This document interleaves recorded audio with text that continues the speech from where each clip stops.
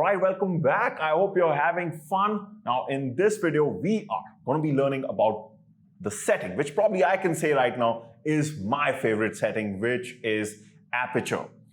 When I started learning photography, I only, like a lot of other beginner photographers, scared about just one thing. And I'm sure this often must have gone through your mind also.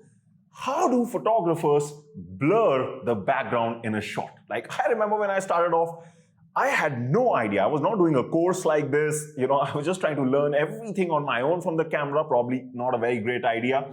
But I would just hamper and play around with every setting in the camera just so that I could blur the background in my shot and behind my object. So the object would be sharp and the background behind would be blurred so that I would just get that professional look. But it never happened. That's because I never learned about this setting called as aperture.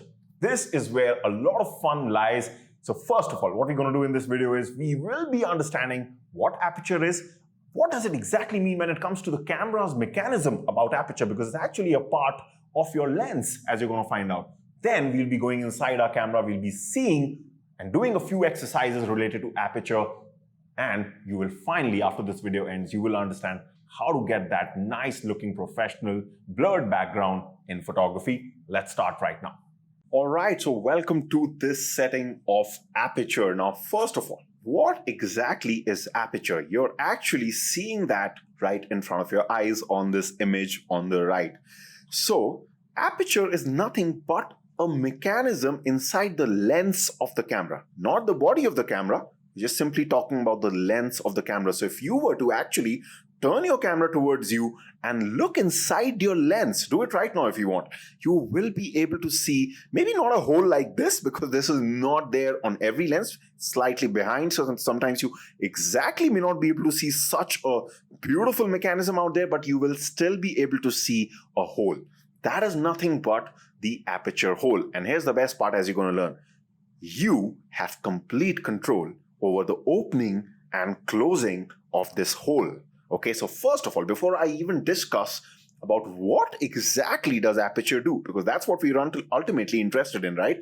But first of all, let's just talk a bit about its relationship with this hole. Okay, so it has what we call as an inverse relationship with that size of the hole that you just saw. Okay, now what does it mean? Don't worry, don't get confused. I'm going to clarify this absolutely in a very slow manner. Okay, if you remember, in the last video, remember when we were learning how to change the settings, right? Just the values of the settings. Remember when we came to aperture, I told you that it's also called as the f-stop number, and we saw that the f number was changed. Something like this, right? What we're seeing here. Now you'll understand what exactly was happening when we were changing those values. So here's what was happening. Whenever you have a smaller f-stop number, it basically means that we're talking about opening up this hole inside the lens or opening up the aperture. The correct term for this is a wide aperture. So whenever we have a small f-stop number, the aperture is wide open. That's all. Right now, do not try to think about anything. That what does it do? Oh, I'm imagining some light coming in the camera. I know all that goes inside your head. But here's what I would really, really request you to do. Don't let those scenarios come into your head. We will clear each of them when the time comes. Right now, just keep your focus on what I'm saying. Smaller f-stop number means a wider aperture. As you keep on increasing this f-stop number, remember we had complete control over this f-stop number, right? The hole just keeps getting smaller and smaller, and you can go on even more than this. Right now, this figure only shows up till f8, but let's say you go to f16, f25, f29. This will just keep getting smaller and smaller. Okay, so first of all, you just have to get familiar with this. Okay, and you will. Ultimately, this is what photography is about. So f-stop number, basically what we say is has an inverse relationship with the size of the aperture hole, because the smaller the number, bigger the hole. Bigger the number, smaller the hole. Get used to this and you will get used to it. It's one of those things, it just becomes second nature to you after some time. But here's the important part.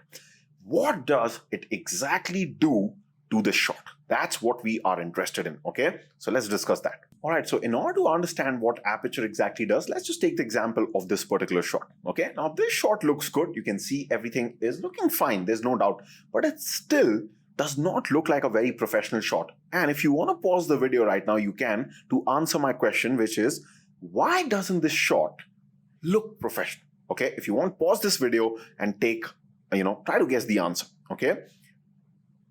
All right, so I'm sure most of you must have guessed this answer correct, which is that, yes, it looks overall fine, but the reason it doesn't look professional is because the background is still not blurred, right? We immediately associate blurred background with a professional looking shot, so that shot that I'm talking about will look something like this. Doesn't this look much better? Because now the subject is way more isolated than, from the background, and the subject stands out more. The eye of the viewer doesn't go anywhere because this part is blurred, as opposed to this, where everything was just sharp, right? This kind of looks like what I call as a cell phone shot, right? We kind of get this shot from cell phones or cheaper cameras, but a DSLR is capable of giving you this shot. Now the question is, how does this relate to Aperture? Because that's what we've been talking about. So let's discuss that. All right, so with my amazing artistic capability that you can see here, I'm going to try to explain you how Aperture and this f-stop number and the blurring of the background works. By the way, this is the reason why I teach photography and not art, okay? So I'll have to just explain to you that this is our camera, okay? Because my drawing probably is not making it evident. This, actually, believe it or not, is the model that we just saw, okay? And this, I think this I did an okay job. Okay, so that's the tree. Okay, neither is my handwriting too great. Anyway, so whenever we focus and take the shot, right? Remember, we've seen that the focus point here in this case must have been on the model. So what happens is, this is how photography works. This is how basically your eyes also work, okay? That anytime you're focusing somewhere, there's like this area that develops, okay? Which you can write down, call it, let's say, area in focus, AIF. Okay, that's not the correct term. I'll tell you what the correct term for this is very, very soon. But think of it like this. So there's this area in focus, and in photography, this area in focus can change. Okay, so here's the thing. The amount or how large this area in focus is depends on your aperture of the f-stop number that you're using. Okay, it's much easier to say f-stop number because you'll be able to see the number actually. So here's the relationship, and it's a very simple relationship. If you use a small f-stop number, let's say like f1.8, right? This is a small f-stop number, and later on we'll actually be doing an exercise at f1.8, okay? But let's say this is a small f-stop number. Now, this just means if you were to use this and take the shot, it has a very direct relationship with this area in focus, which is that your area in focus will also be small at a smaller f-stop number. So if you're using a small f-stop number like f1.8, the area in focus will just restrict to maybe this much. Wherever you place the focus point, just around that. And rest all the things like we had here, the tree and all behind, they will go into a blur. Okay, so this is what blurs the background. So in order to blur the background, it's a very simple equation. You just use a small f-stop number. That's it, a small aperture number. And the opposite is the true. If you want to increase this area in focus, you want to have everything sharp in your shot, just do the opposite. Have a bigger f-stop number. So blur, small f-stop number, everything sharp, big f-stop number. So this is like a very direct relationship, okay? Smaller number, small area in focus. Bigger number, big area in focus. For example, something like f22 we use in landscape photography, where we want everything sharp from front to back. But in portrait photography, we would like to use a smaller f-stop number because we want to blur the background so that the subject gets isolated, okay? If you're slightly getting confused, that is a part of the process. Aperture does take a while to just, get inside your head. But what we're going to do, as always, is we are going to do an exercise, a real live exercise, which will just make this very, very easy for you to understand. Before I start this exercise, just want to tell you the correct term for this area in focus. The correct term for this is depth of, and get used to this term because it's always used in photography. The correct term is depth of field. So there are two types of depth of field. One is called as a shallow depth of field. A shallow depth of field means like this.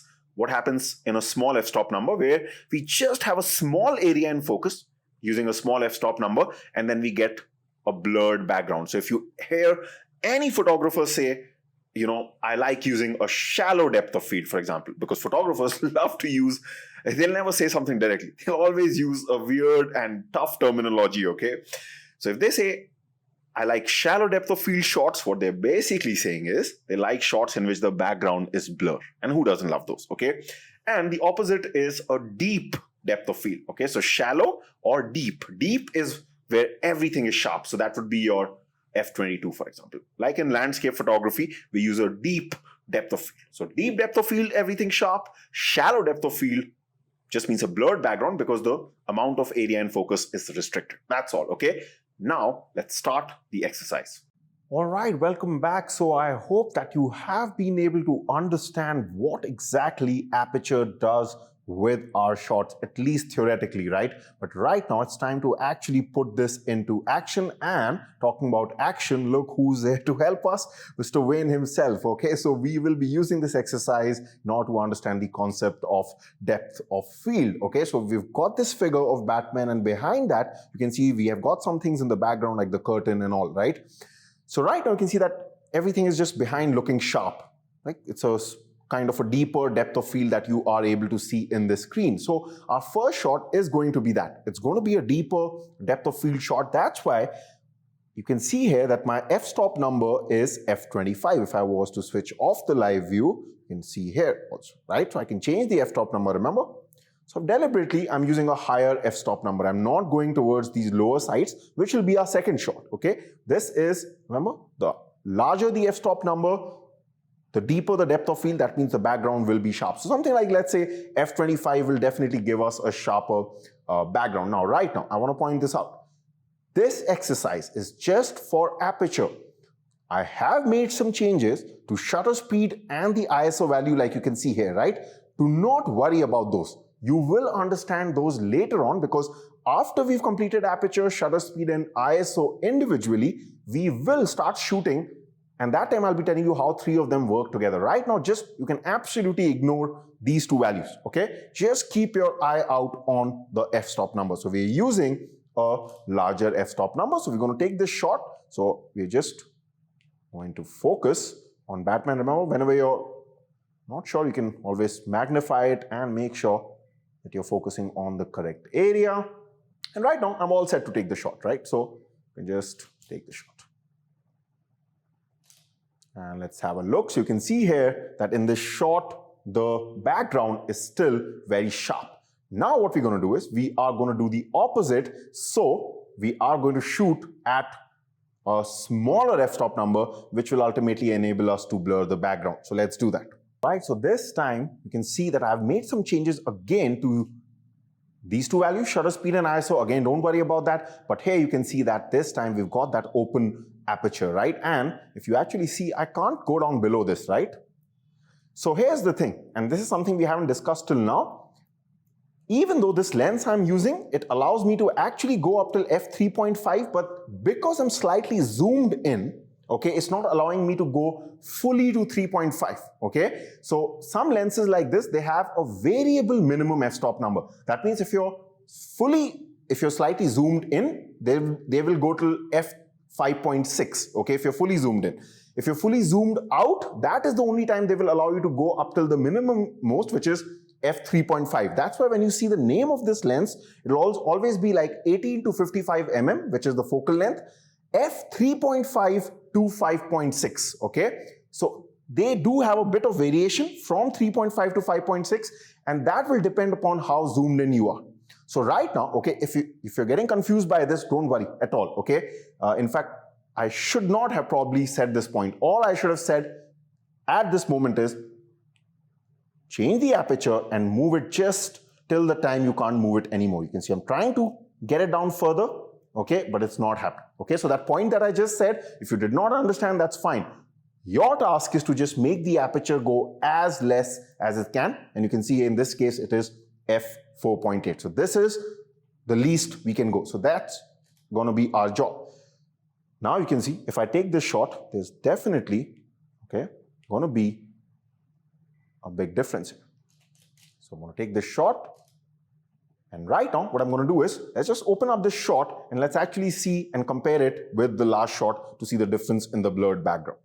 Alright, so this is the shot that we got at f/25. This is the deeper depth of field shot, and you can see that the curtain behind is really in focus, right? But just see the next shot. Now you can see it was exactly the same composition. We're shooting the same thing. The background is the same, but this looks so much better because now we have been able to get that nice blurred background. At this point, I should tell you, this blurred background, which is so important in photography, the correct term for this is bokeh. Okay, so getting a good bokeh is one of the most essential things that you do in photography, and a smaller f-stop number or a shallow depth of field allows you to do that. But we're not going to stop at this.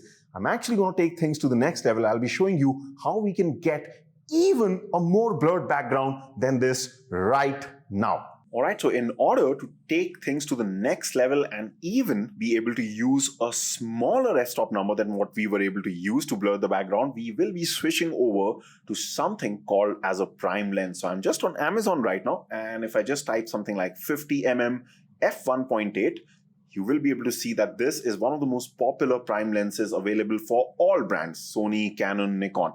But important thing here is to understand what a prime lens is and why is it so popular, okay? So a prime lens is a lens in which you can't zoom in and zoom out, okay? So can you see that all the lenses here say 50mm, okay? And I'll be showing you prime lenses of different focal lengths also in just some time from now. But basically, there's no zoom ring here. Can you see a prime lens like this? There's only one ring, which is your manual focus ring. You can't zoom in, zoom out. So that is the disadvantage.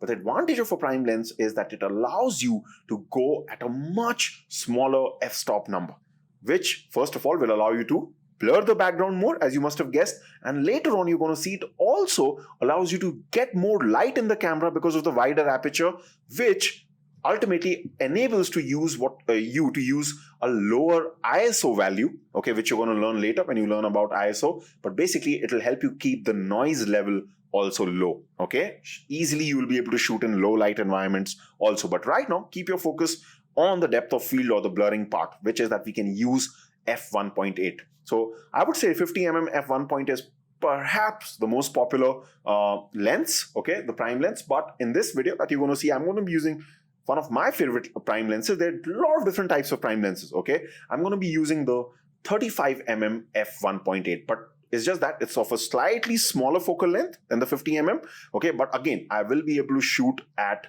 f1.8. That's going to be the major difference. So we will be able to even get a much more blurred background behind our Batman figure. That's what you're going to see. So let's switch over to the prime lens right now.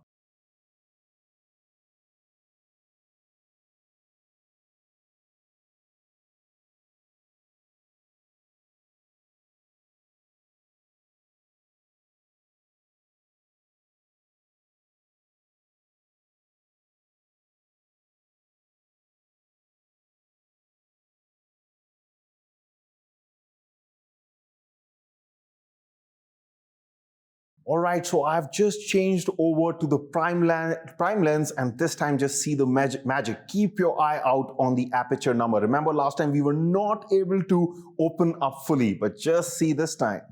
I can go all the way up till f1.8. Isn't that amazing? But you must be thinking, Kush, show me how it's going to look. So let's switch over to the live view.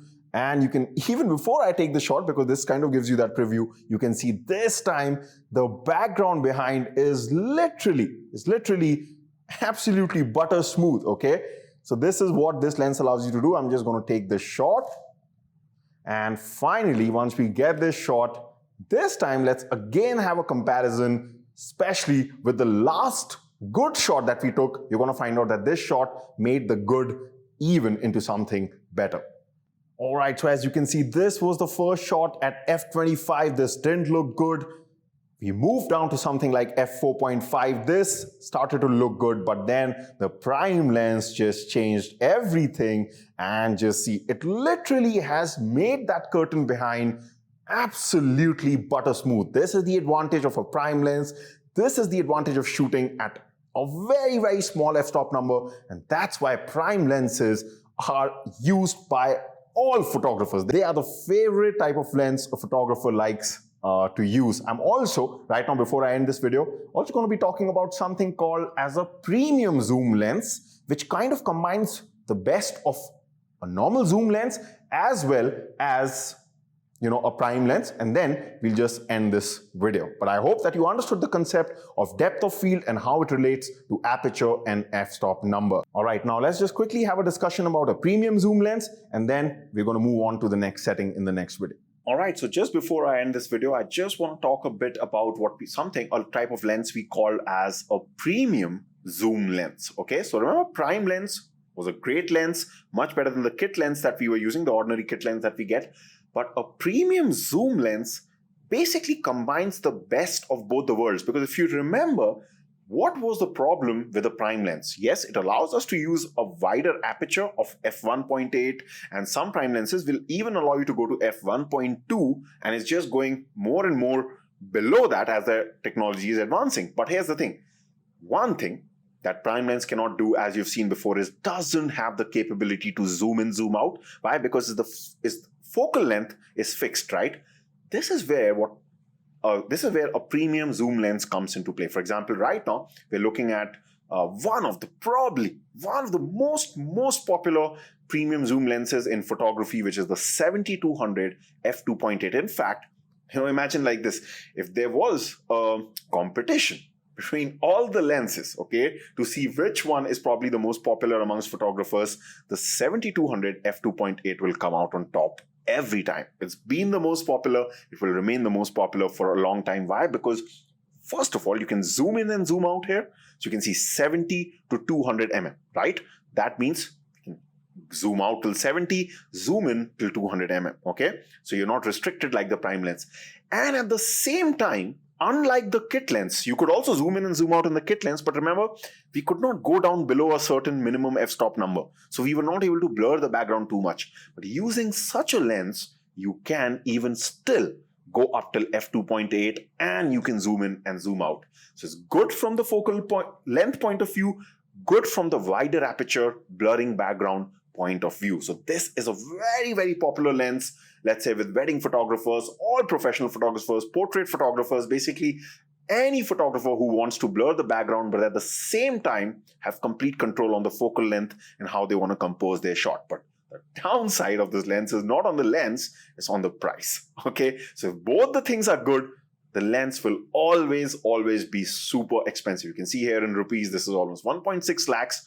This must be in dollars, around, I think, more than $2,000, $3,000 also. And there are different variations also of this. Okay, it can even go more expensive than this. Definitely, very few lenses or versions of this will go cheaper than this, especially nowadays. Point is, it's an expensive lens. But here's the thing.